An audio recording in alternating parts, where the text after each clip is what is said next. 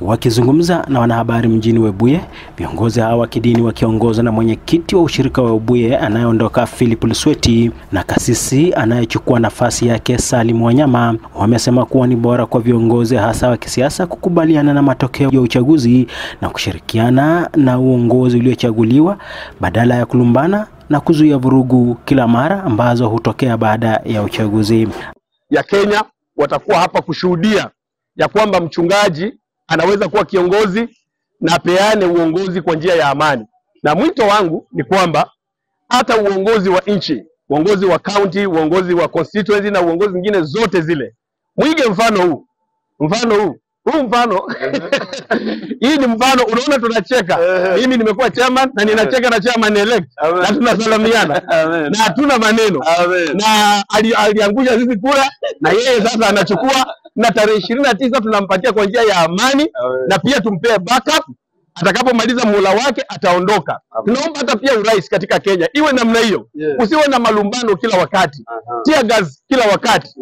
Kila mtu hata akianguka anakataa sijaanguka. No, katika uchaguzi lazima kuwe na mshindi na kuwe na yule ambaye ameshindwa. Na asiyekubali kushindwa si mshindani. Muhimu sana hata kwa Bwana.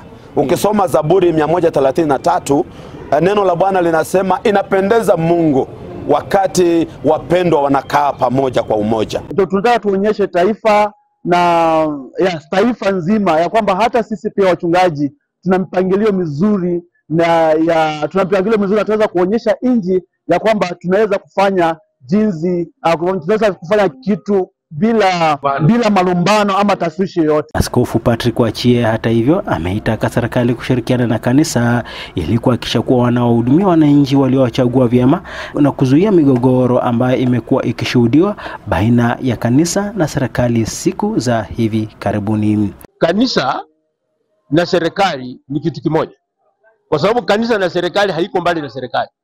Hata tukiona Mungu bila aliumba mbingu kuanzia Musa, kanisa ndiye ilikuwa inaongoza. Musa alipewa uongozi na Mungu.